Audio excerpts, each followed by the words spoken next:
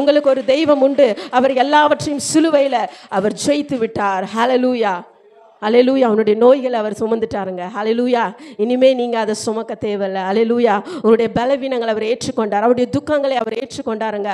அவர் எல்லாவற்றையும் செய்து முடித்தவராய் அவர் பரலோகத்துக்கு கடந்து சென்றாருங்க. ஹல்லேலூயா.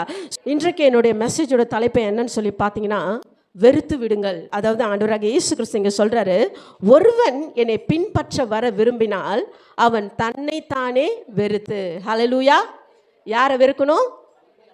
தன்னைத்தானே வெறுக்கணும். If any one desire to come after me he should deny himself. அவன் தன்னைத்தானே வெறுக்க வேண்டும். இப்பொழுது பார்த்தீங்கன்னா உலக பிரகாரமாக எல்லாருக்குமே ஒரு ரோல் மாடல் இருப்பாங்க. ஹல்லேலூயா. இப்போ சினிமா ஆக்டர்ஸ்க்கெலாம் பார்த்தீங்கன்னா ஹீரோ ஹீரோயின்ஸ்க்கெலாம் ஒரு ஃபாலோவர்ஸ் இருக்கிறாங்க. அதே போல தான் நமக்கு குருவானவர் யார்? ஏசு கிறிஸ்து. நம்மளாம் யார்?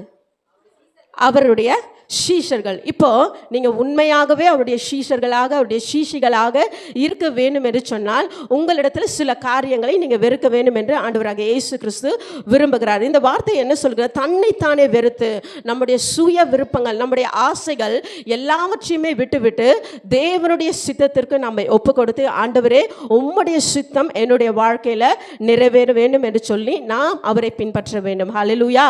என்னுடைய சிலுவையை எடுத்துக்கொண்டு என்னை பின்பற்ற கடவன். அல்லேலூயா. ஆண்டவராக இயேசு கிறிஸ்து இந்த பூலோகத்தில் அவர் அநேக பாடுகளை, கஷ்டங்களை, துன்பங்களை அனுபவிச்சார். இன்றைக்கு நீங்களும் உங்களுடைய வாழ்க்கையில் அது போன்ற கஷ்டங்கள் மத்தியில் நீங்கள் வாழ்ந்து கொண்டிருக்கலாம். இந்த சபையில் இந்த கால வேளையில் நீங்கள் துக்கத்தோட வேதனையோடு அமர்ந்திருக்கலாம். ஆண்டவர் சொல்கிறார், இந்த உலகத்தில் உங்களுக்கு உபத்திரம் உண்டு, பாடுகள் உண்டு, வேதனை உண்டு, ஆனாலும் இவைகள் எல்லாவற்றையும் நான் சிலுவையில் ஜெயித்து விட்டேன். ஹல்லேலூயா. எல்லா கரங்களை தட்டி பரிசுத்த ஆவியானவரே, ஹல்லேலூயா. உங்களுக்கு ஒரு தெய்வம் உண்டு, அவர் எல்லாவற்றையும் சிலுவையில் அவர் ஜெயித்து விட்டார். ஹல்லேலூயா, ஹல்லேலூயா. அவனுடைய நோய்களை அவர் சுமந்துட்டாருங்க. ஹல்லேலூயா. இனிமே நீங்க அதை சுமக்க தேவையில்லை. ஹல்லேலூயா. உங்களுடைய பலவீனங்களை அவர் ஏற்றுக்கொண்டார், அவருடைய துக்கங்களை அவர் ஏற்றுக்கொண்டாருங்க. அவர் எல்லாவற்றையும் செய்து முடித்தவராய் அவர் பரலோகத்துக்கு கடந்து சென்றாருங்க. ஹல்லேலூயா. ஸோ இன்றைக்கு நாம் வெறுக்க வேண்டிய சில காரியங்கள் நம்முடைய வாழ்க்கையில் இருக்குது. அது என்ன என்று சொல்லி சில காரியங்களை நாம் தியானிப்போம். என்னோட கூட திருப்பிக் கொள்ளுங்கள். முதல் காரியமாக ரோமர் எழுதின புத்தகம் 12ஆம் அதிகாரம் வசனம் 9. Roman chapter 12 verse 9. உங்களுடைய அன்பு மாயமற்றதா இருப்பதாக, தீமையை வெறுத்து நன்மையை பற்றி கொண்டிருங்கள். ஹல்லேலூயா. முதல் காரியம் என்ன சொல்லி பார்த்தீங்கன்னா, தீமையை வெறுத்து விடுங்கள். ஹல்லேலூயா. முதல் காரியம் என்ன? தீமையை வெறுக்கணும். உங்கள் அன்பு மாயமற்றதாக இருப்பதாக, தீமையை வெறுத்து நன்மையை பற்றி கொண்டிருங்கள். நீதிமொழிகள் 8:13. யாராவது ஒருத்தர் வாசிங்க. நீதிமொழிகள் 8:13.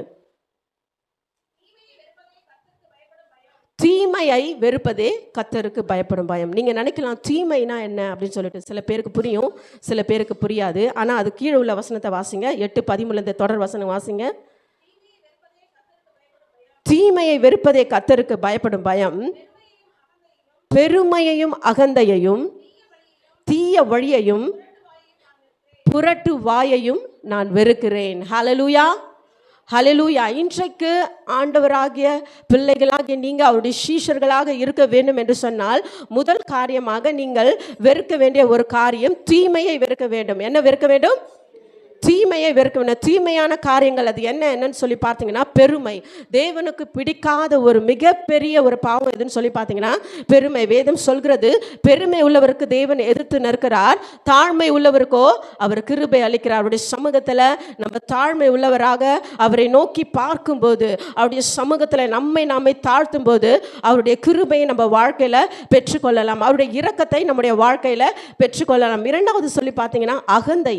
அதாவது அகந்தைனா நம்மளுடைய பாஷையில் சொல்லணும்னா அகங்காரம், ஆணவம் சொல்லுவாங்களே, அதுதான். ஸோ இந்த மாதிரி காரியங்கள் நம்முடைய வாழ்க்கையிலிருந்து நாம் எடுத்து போட வேண்டும். இதற்கு வசனம் ஆதாரமாக சொல்கிறது, அழிவுக்கு முன்னானது அகந்தை, விழுதலுக்கு முன்னானது மனமேட்டுமை. ஸோ யாரெல்லாம் நம்ம அகந்தையா ஆணவமாக இருக்கிறோமோ அந்த மாதிரி காரியங்கள்லாம் ஒரு கிறிஸ்துவை பின்பற்றக்கூடிய சீஷர்களுடைய வாழ்க்கையில் இந்த மாதிரி காரியங்கள் நம்முடைய வாழ்க்கையில் ஒரு நாளும் இருக்கக்கூடாது. மூன்றாவது பார்த்தீங்கன்னா தீய வழியிலிருந்து நம்ம விலக்கி பாதுகாத்து கொள்ளணும். வேதத்தில் ஆண்டவர் நம்மளுக்கு நல் வழி வச்சிருக்கிறாரு, தீய வழி வச்சிருக்கிறாரு. தீய வழியை நீங்கள் பின்பற்றுவீர்கள் என்று சொன்னால் நீங்கள் நரகத்துக்குள்ளாய் தள்ளப்படுவீர்கள். ஆனால் ஆண்டவராகிய இயேசு கிறிஸ்து உங்களுக்கு காண்பித்த நல் வழியை நீங்கள் பின்பற்றுவீர்கள், ஆனால் பரலோக ராஜ்யத்துக்கு போக நீங்கள் தகுதி உள்ளவர்களாக இருப்பீர்கள். அடுத்தபடியாக சொல்கிறது புரட்டுவாய், அதாவது ஒழுக்கக்கேடான பேச்சு.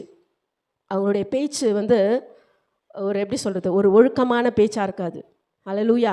ஒரு கிறிஸ்தவர்கள் பேசுகிற பேச்சு, அவருடைய வாய் அவங்க பேசுகிற ஒவ்வொரு வார்த்தையும் ஒழுக்கக்கேடுள்ளதாக இருக்கக்கூடாதுங்க. ஒழுக்கமான பேச்சாக பேசணும். அதை தான் ஆண்டவர் நம்மிடத்தில் எதிர்பார்க்கிறார். அதற்கு பேர் தான் புரட்டு வாய். அல்லேலூயா.